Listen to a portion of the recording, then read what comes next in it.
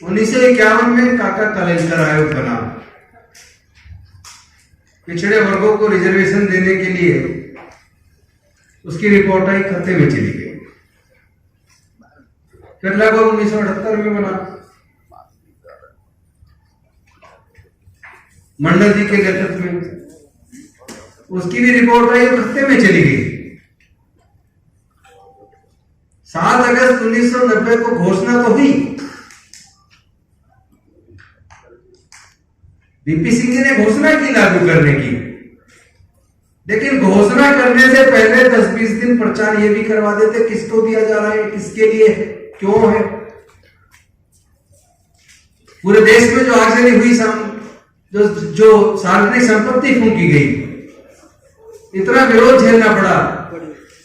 सारा का सारा विरोध SC ST लोगों ने झेला, और विरोध करने वाले ओबीसी, जिनके लिए मंडल कमीशन की सिफारिशें लागू हुई, वो लोग आगजनी में और पूरे देश को बंद करने में शामिल।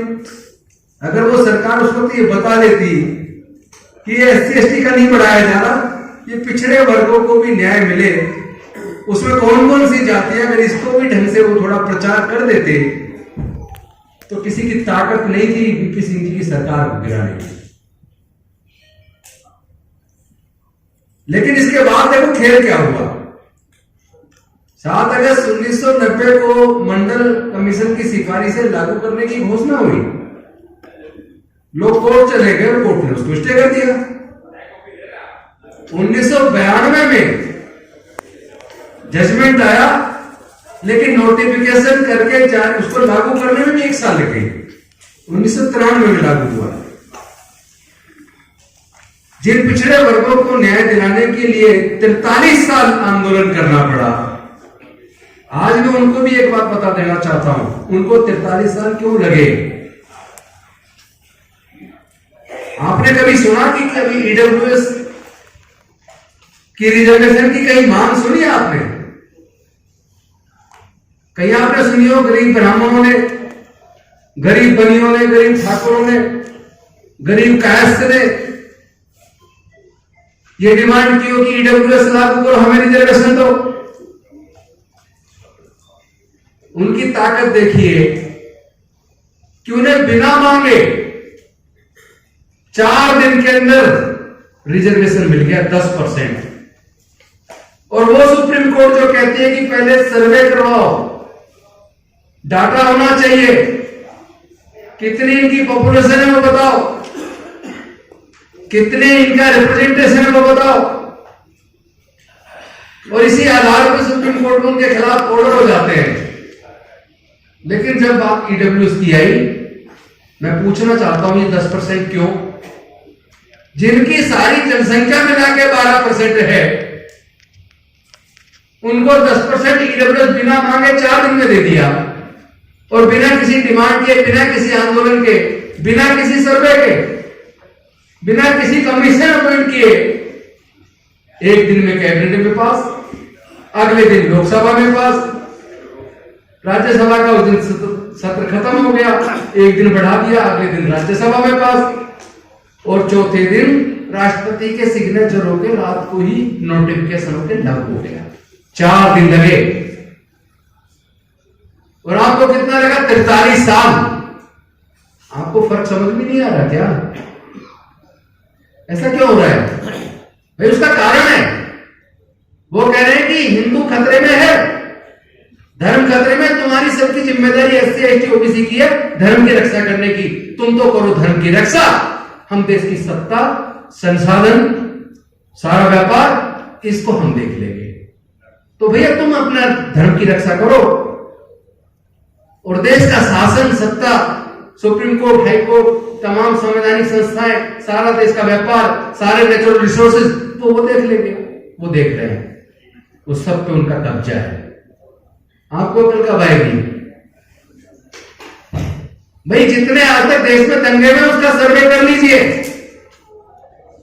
RTI लगाकर उसकी सूचना ले लीजिए। दंगों में जो मारे गए वो किस जाति और किस धर्म के थे, उसके बाद दंगों में जो पकड़े गए दंगा करने के लिए वो किस जाति और किस वर्ग के थे,